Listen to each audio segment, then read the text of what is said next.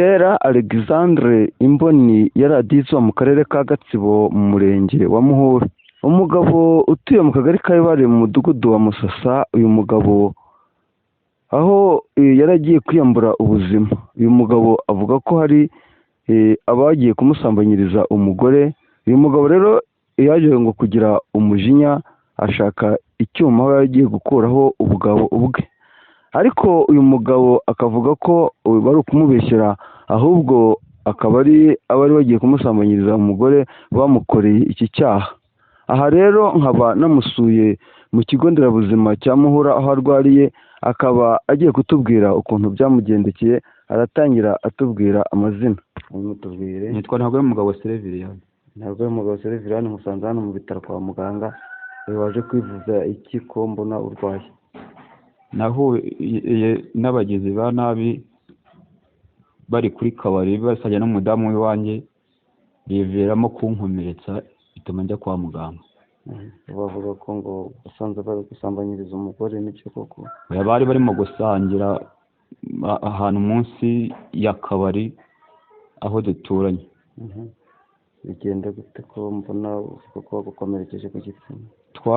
Turwanye ndakomereka. Uburyo nakomeretsemo ntabwo mbuzi, nabonye ndimo kuva gusa mpita njya kwa muganga. Hanyuma ubu ngubu abagukubise ushobora kuba warabagejeje mu nzego z'umutekano? Ndacyivuza, ntabwo ndabasha kubagezamo kuko nkiri mu bitaro. Murakoze cyane. Bamuwe kugira ngo atubwire uko iki kibazo cyagenze.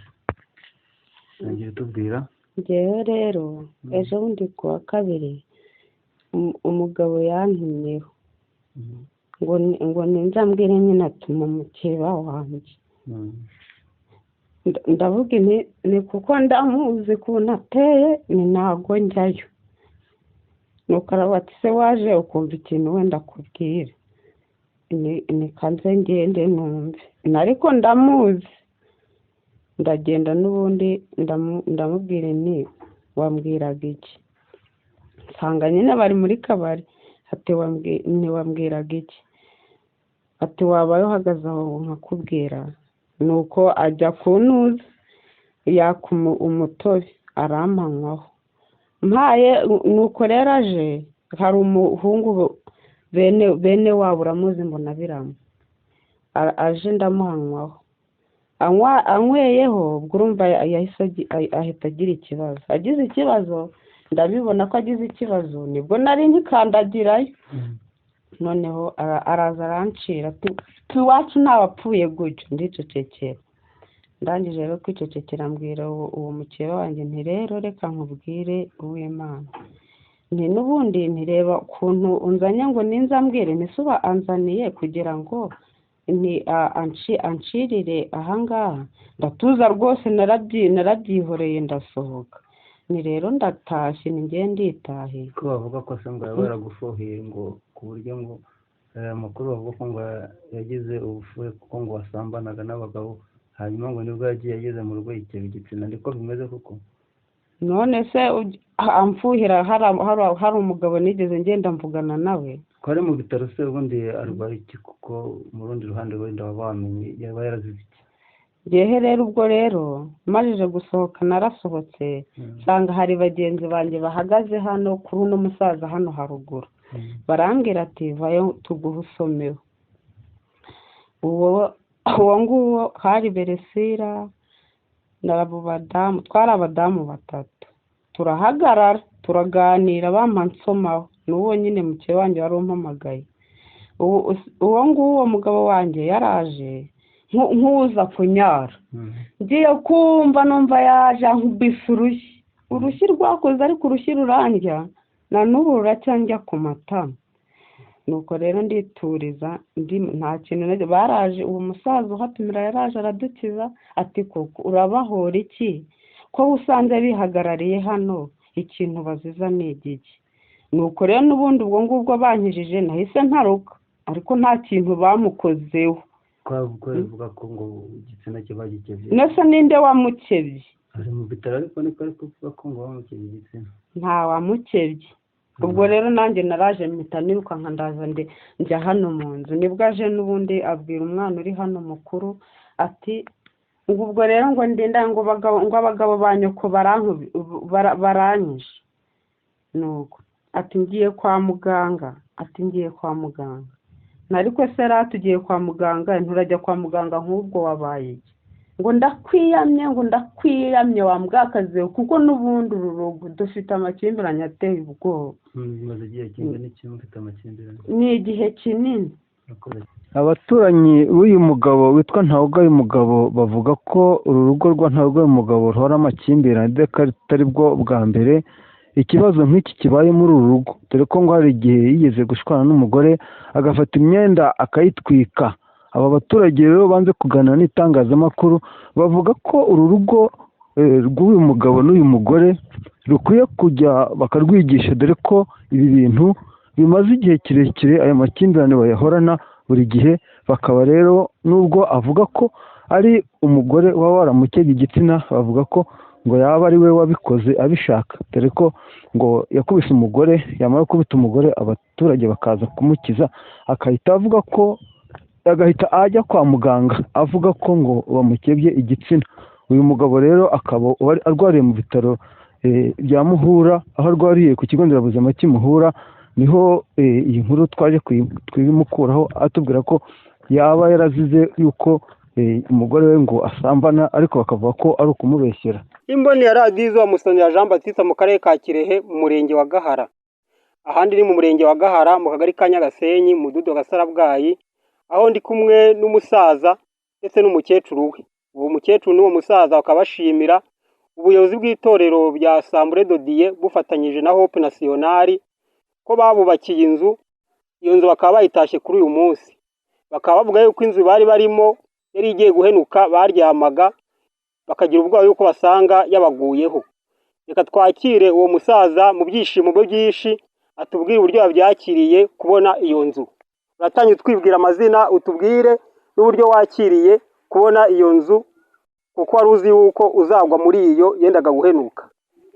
Nitwa Nderangire Imandwa, utuye mu karere ka Kirehe, murenge wa Gahara, akagari Nyagasenyi, umudugudu Gasarabwayi. Nari mfite ikibazo cy'inzu ntishoboye, cy'inzu yari igiye kungwaho. Noneho Assemblée de Dieu iranyunganira ati musaza we humura tuzagufasha. Ngize amahirwe ngira umwana pasiteri w'inkindi abingiramo, arangoboka, inzara yubakisha, ampa n'amabantuza Mucyo abitekereza Mucyo nawe araza areba iyo nzu ati uriya musaza akwiye gufashwa, kuko aramfasha, banyubakiye inzu imeze neza, baje no kwitaho uyu munsi rwose, banyiriza mu nzu rwose. Nkashimira umwana w'inkindi rwose, Imana izamuha umugisha. Reka twakire n'umukecuru we babanaga muri iyo nzu, reka tumwakire nawe mu byishimo byinshi, nawe agira icyo atangariza radiyo izuba. Amazina yawe? Amazina yanjye nitwa Farasina Mukarusagara, nkaba nishimiye Uwinkindi Pasitori, nkaba nishimiye Mucyo wampaye amabati, inzu ikaba bayimurikiye. Nari ngiye kugwa mu nzu yari yaraguye yarasenyutse. Bose babirebe icyubahiro n'icy'Imana, bose babirebe.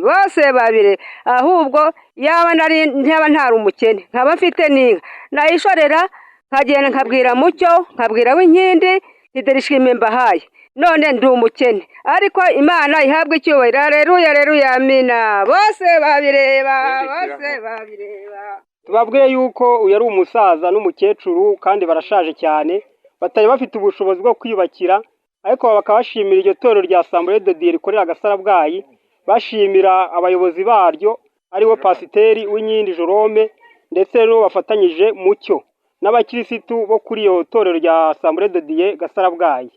Bakaba basaba abakecuru ko bazabibamo paka bashaje, kandi tukaba dusaba n'andi matorero yose afite ubwo bushobozi n'ubwo bushake yuko bajya bubakira abatishoboye nk'aba, kuko aricyo gikorwa cyiza kizatuma bagera no mu bwami bw'ijuru. Imbonera Dizo Bagatabazi Jean Baptiste mu karere ka Gatsibo mu murenge wa Rugarama. Haturi ni kuri sako Urumuri sako ya Rugarama, aho abaturage barimo kwishimira uburyo iterambere ryabo ririmo kugenda ryihuta babifashijwemo na sako. Turi kumwe n'abaturage muri no nama y'inteko rusange, aho barimo kugaragarizwa aho umutungo wabo ugeze, aho bagiye kugera ahantu bagiye kujya baguriza miliyoni 10 bakayiguriza umuturage akayishyura mu gihe cy'imyaka 5, nyamara baratangiye baguriza abantu ibihumbi 350. Uyu munsi abaturage bakaba babyishimiye, bagiye kutuganira batubwire se kuba uyu munsi mubitsa mu kigo kibegereye mu murenge wanyu mu kagari kanyu mubifata gute?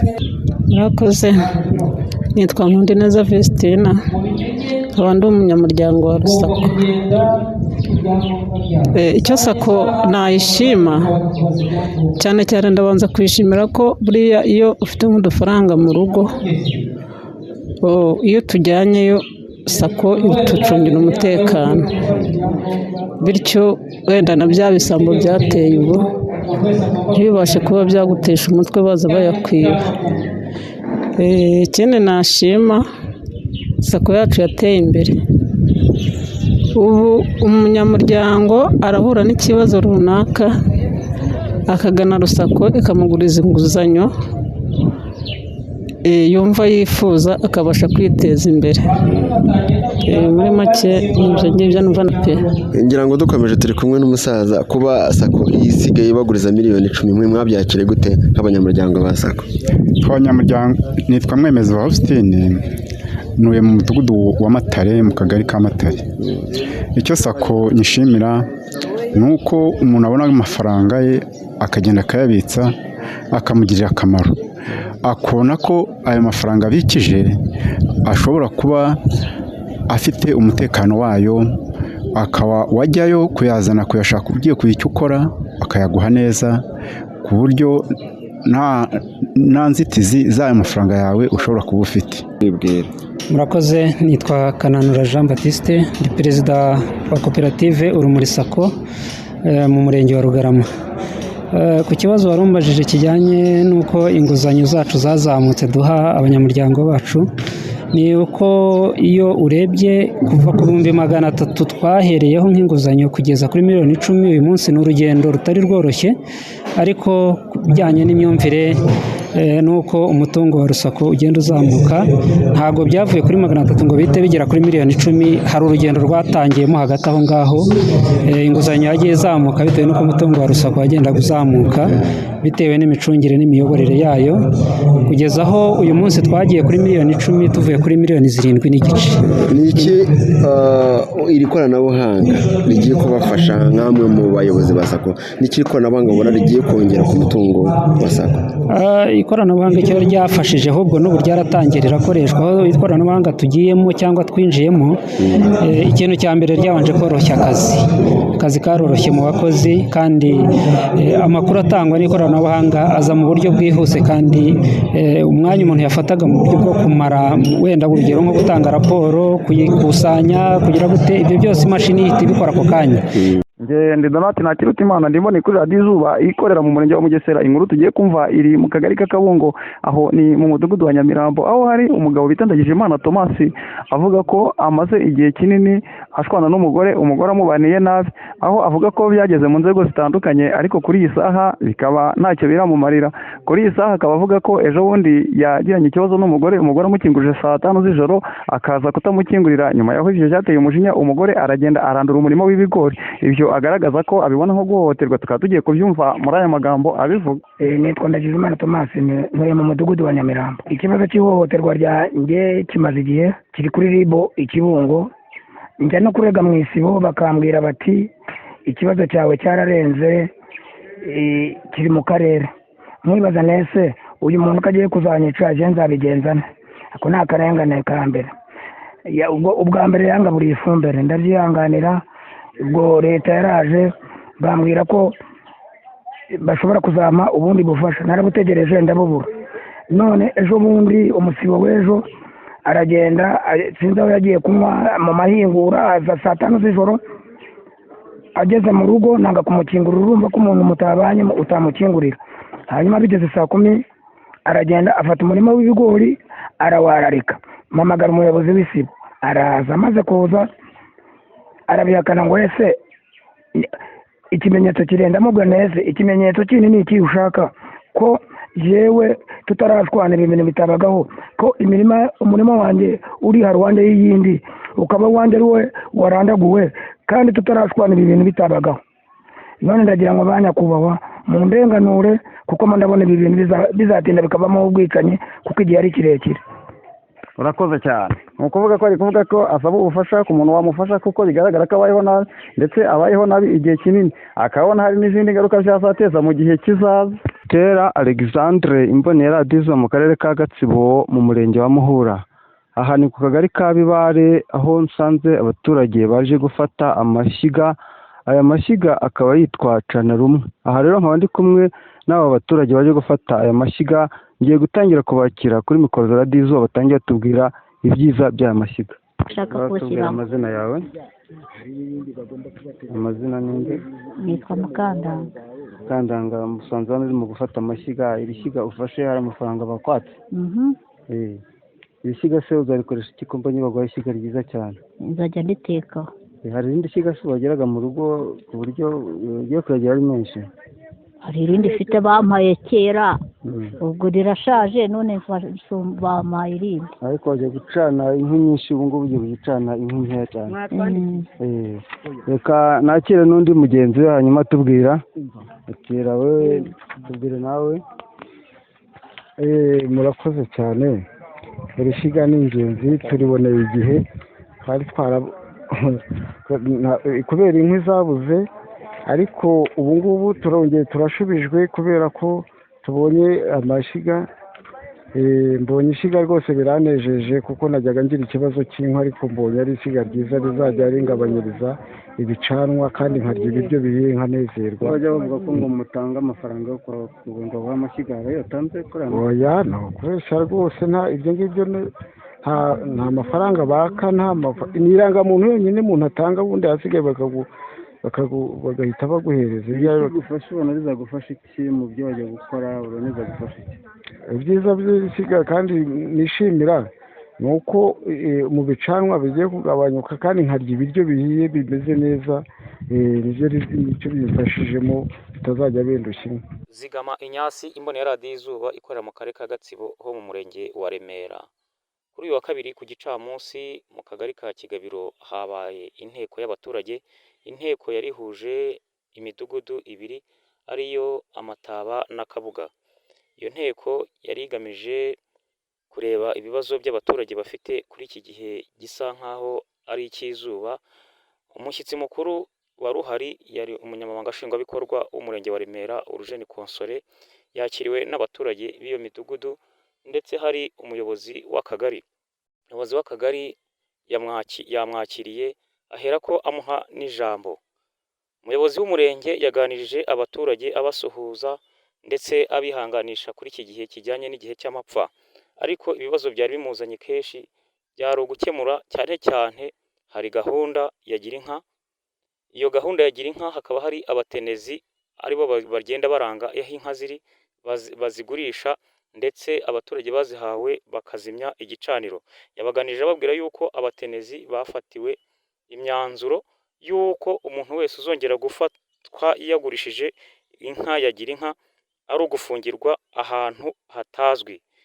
Yakomeje abaganiriza ku bibazo bitandukanye abaturage bari bafite, dore yuko batari bafite akanyamuneza kubera ko batari bakeye ku maso kuko bafite ibibazo bijyanye n'amapfa.